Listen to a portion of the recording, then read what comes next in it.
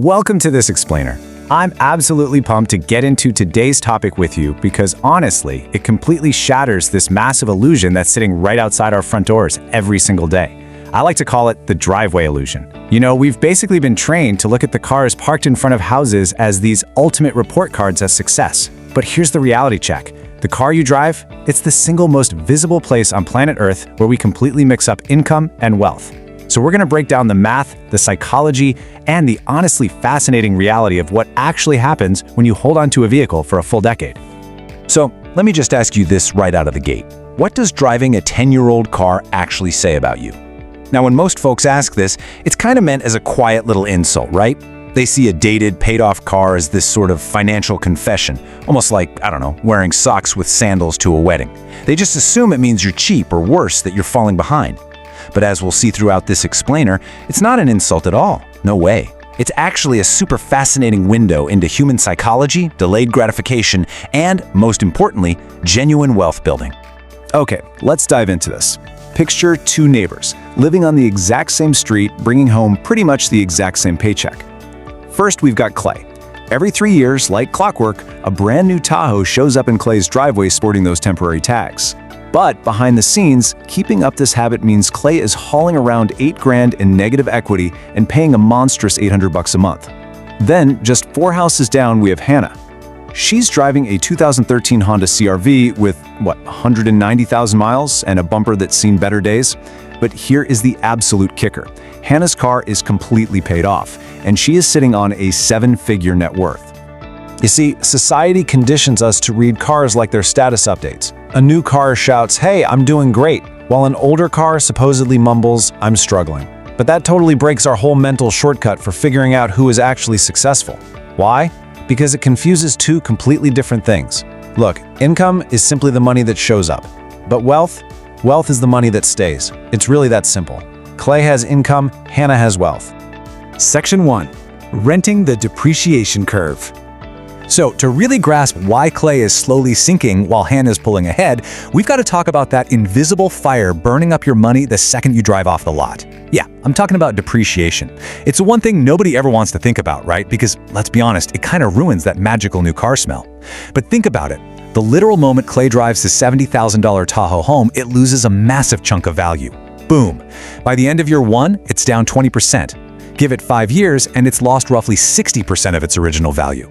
That means $42,000 literally just evaporated, all for the privilege of being the first person to spill coffee in the cup holder.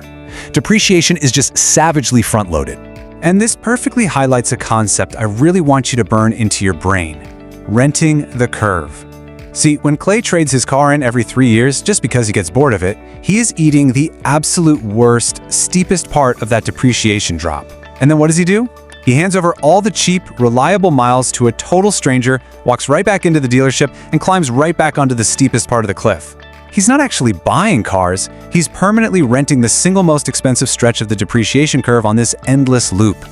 Now, this compounding loss becomes super obvious when you break it down by cost per mile. Since depreciation really levels out after year 5, the actual cheapest years to own a car, per mile driven, are years 6 through 15. I mean, the back half of a car's life is just an absolute bargain. Now think about Hannah. Unlike Clay, she bought the entire curve exactly once, way back in 2013. And for the last several years, she's been living extremely comfortably on the absolute cheapest end of it. All right, moving to section 2, the $1 million payment. Look, as bad as depreciation is, it's honestly not even the scariest part of this whole equation. The truly terrifying opportunity cost is hiding right there in the monthly payment itself. Did you know the average new car payment in America recently hit a staggering $800 a month? Just let that sink in for a second. $800. And remember, that's just the average. We're not even talking about the luxury tier here. Actually, more than 1 in 6 new car buyers are paying over $1,000 a month right now. Crazy, right? Well, Hannah gets something critical that Clay completely misses. A car payment isn't just a basic expense, it's an anti-investment. It's literally draining your wealth-building potential every single month. $5 million. Think about this. If you take that $800 a month and instead of just handing it over to a lender, you invest it at the stock market's historical average across your working life, say from age 25 to 65, it turns Clay's lifetime new car habit into a $5 million opportunity cost by the time he retires. Let me repeat that, $5 million. The choice was never really new car versus old car. The real choice is new car versus retiring an entire decade early. Clay quietly sold out his own future, all just to pay for a slightly nicer commute. Now, I can already hear the excuses forming in your head. You're probably thinking, okay, but old cars break down all the time. Hannah's gonna get absolutely destroyed on repair bills. Okay, well, let's dismantle that myth right here, right now. Let's say Hannah has an absolute nightmare of a year mechanically. She needs a transmission mount, maybe a wheel bearing. Let's call it a brutal $3,000 year. Now compare that to Clay's perfectly trouble-free year. $1,200 payments means he's spending $9,600. Think about that. Even on Hannah's absolute worst, most expensive day at the mechanic, she is mathematically thousands of dollars ahead of Clay. You see, old cars only feel expensive because that repair bill hits you all at once. It's a shock. But with a new car, it's just quietly bleeding your checking account dry every month, right where you're trained to just ignore it. All right, Section 3, the dealership trap and the psychology of status. So, if keeping your car is this obviously smart, why does literally everyone keep trading them in? Well, truth is, nobody in the entire car buying machine makes a single dime when you keep your old car running. Financially speaking, you're basically the villain in the dealership story. So to keep you coming back, they've engineered these brilliant little traps. Like right now, 84-month car loans, yes, that's a 7-year loan, are at record highs. People are voluntarily signing up to pay for cars longer than most relationships even last. And why do they do it? Because the dark genius of the long loan is that it lets the dealership sell you a totally manageable monthly payment, which distracts you from the true, utterly terrifying sticker price of the vehicle. Which leads us directly into the dealership's absolute favorite trick. I call it the perpetual payment trap. Okay, step 1. Clay walks in owing 52 grand on a Tahoe that's realistically only worth 44 grand. So he is $8,000 in the hole before he even shakes the salesman's hand. Step 2. The salesman doesn't even flinch. He just smiles, runs some numbers, and rolls that negative balance right into the brand new loan. Step 3. Clay drives away, perfectly and smoothly convinced to finance his old mistakes inside of his new one. It's wild. He is quite literally paying for a truck he doesn't even own anymore, completely wrapped inside a new truck he can't actually afford. Now, that exact scenario brings up a really crucial term you've probably heard: being underwater, or carrying negative equity. It's just a financial state where you own more on the vehicle than its current market value. Get this, right now, nearly a third of all people trading in a car are trapped in this exact state. A third. And the whole dealership machine absolutely relies on people being chronically underwater. That's what keeps that 3-year replacement cycle churning along. But what is Clay actually buying with all this crushing debt? Honestly, it isn't transportation. He's buying a feeling. And there's this psychological phenomenon called hedonic adaptation that proves this is a totally losing game. Here's how it works. You buy something new, you get this massive spike of joy. And then, within a year or two, your brain just quietly resets. That luxury becomes your new normal. The fancy truck just becomes, well, your truck. Clay is essentially treating his financed Tahoe as a costume, trying to signal his status to absolute strangers in traffic. He's chasing a high that is mathematically and psychologically proven to evaporate. On the flip side, Hannah's dented CR-V is the exact opposite of a costume. It's a tell. It shows the world that she possesses what psychologists call low time preference.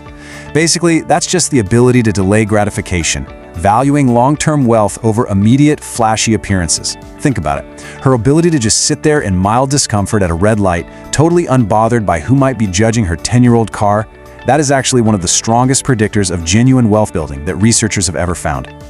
And look, I promise I'm not just romanticizing Hannah here. The data backs this up perfectly.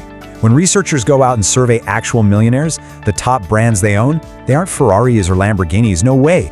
They're Toyotas, Hondas, and Fords. The list literally reads like a Costco parking lot on a Saturday afternoon. In fact, 60% of high-earning households own 0 luxury brand cars. 0. I mean, even Warren Buffett, a guy worth more than the GDP of some entire countries, famously drove around in a hail-damaged Cadillac simply because he got a good deal on it. I read that his daughter literally has to tell him when his car has gotten too embarrassing before he'll even consider upgrading. It's a powerful lesson, right? The people who look rich and the people who are rich are very often not the same people. Section 4. When to actually upgrade. Now, to keep this explainer totally fair and balanced, I gotta say, driving a car forever isn't universally the right move in every single situation. Seriously, I don't want you driving around in a rusty death trap just to win some financial argument with a friend. So here are 3 highly valid, non-vanity reasons to actually replace a vehicle. Number 1, safety technology. Features like automatic emergency braking have massively cut down on rear-end crashes. If your car predates that kind of tech, upgrading could literally save your life. And hey, no amount of saved money matters if you aren't around to spend it, right? Number 2 is what I call the reliability cliff. Sure, a 10-year-old Honda is a total workhorse, but a 10-year-old super complex European luxury car? That thing might turn into an absolute money pit the exact second the warranty dies. And number 3, income dependency. If you're a contractor or a rideshare driver and you have no backup plan if your car dies, then reliability isn't vanity, it's insurance. So yes, upgrading is totally fine, just as long as you're basing the decision on the math, rather than the marketing. But if you don't fall into those specific categories, I really want you to remember the emotional reality of owning your car outright. Imagine Clay at 55 years old. A check engine light pops on, and his immediate reaction is just this wave of 2 a.m. dread, because he knows he still has 3 full years left on his loan. He's sitting there trying to calculate if he can somehow survive the payment, the insurance, and a major repair all in the exact same month. Now Hannah, she doesn't have that dread. For her, a broken sensor is just, a minor annoyance on a random Saturday. She just pays for it from a fund she set aside for exactly this reason. Because every skipped monthly payment is this beautiful, invisible reward. It's a literal vote for your future self that quietly compounds into absolute financial peace. So if you're ever feeling a little self-conscious, maybe parking your older car a row away at work so nobody sees it, I want to give you permission, right here and now, to just opt out of this rigged game. You are fully allowed to let your neighbor win the driveway while you quietly go out and win the decade. That car you chose not to upgrade, it actually says one of the most honest things about you. It says you would much rather be truly free than simply look the part. Which brings us to the ultimate reframe of this entire explainer. We've seen today that the 10-year-old car is really just a window, right?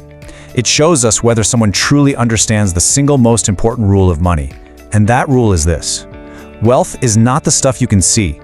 Wealth is the money you kept. I want to leave you with this final thought.